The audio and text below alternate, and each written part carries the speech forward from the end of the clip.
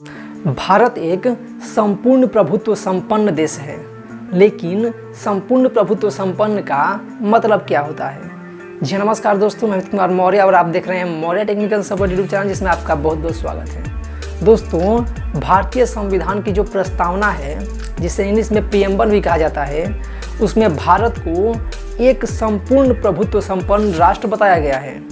लेकिन दोस्तों, आखिर संपूर्ण प्रभुत्व संपन्न का मतलब क्या होता है और प्रभुता के आधार पर और कौन कौन सी कैटेगरीज होती हैं और किस किस प्रकार के देश होते हैं, ये सारी चीज़ें इस वीडियो में हम जानेंगे।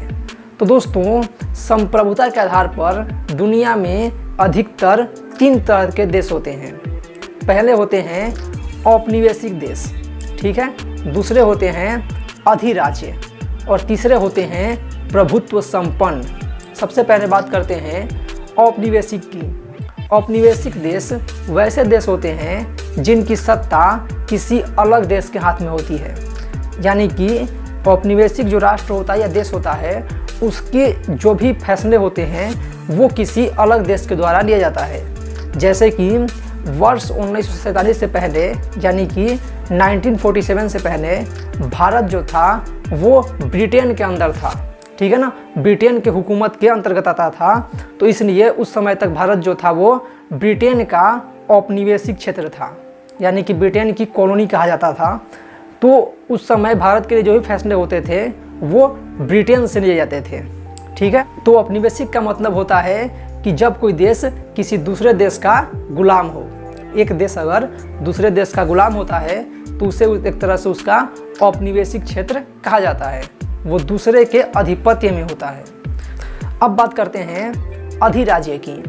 अधिराज्य का मतलब होता है कि वैसे देश जो कि स्वतंत्र हों, लेकिन वो नाम मात्र के लिए या फिर औपचारिक रूप से किसी दूसरे देश के गुलाम हो या दूसरे देश के अधिकार क्षेत्र में आते हैं।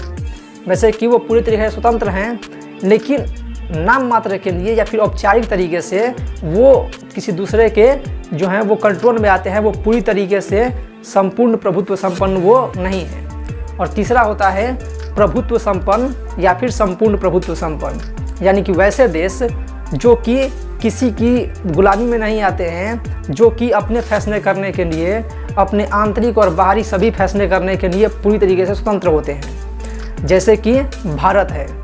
भारत दोस्तों पूरी तरीके से किसी भी दूसरे देश के कंट्रोल में नहीं है। ये जो है वो खुद अपने बारे में फैसले ले सकता है।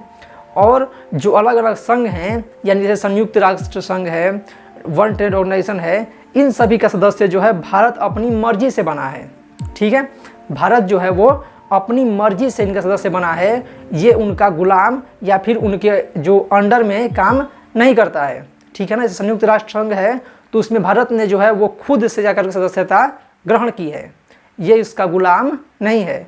तो इन तीनों में यही अंतर होता है। यानी कि अगर औपनिवेशिक की बात करें तो उसमें जो एक देश जो होता है वो दूसरे देश का गुलाम होता है। अधिराज्य में क्या होता है कि आंशिक रूप से या नाम मात्र के लिए वो दूसरे देश के गुलाम होता है, दूसरे देश के कंट्रोल में होता है।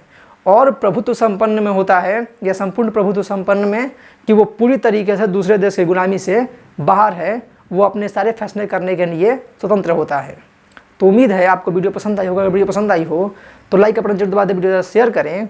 और अगर आप संविधान की प्रस्तावना में जितने भी शब्द हैं उन सभी शब्दों का मतलब जानना चाहते हैं तो आप कमेंट कीजिएगा, मैं बारी बारी से सब पर वीडियो बना दूंगा। और अगर आपके मन में कहीं पर कन्फ्यूजन होता है या फिर किसी और टॉपिक पर आप वीडियो चाहते हैं तो उसे कमेंट बॉक्स में ज़रूर लिखिएगा। वीडियो को पूरा देखने के लिए बहुत बहुत धन्यवाद।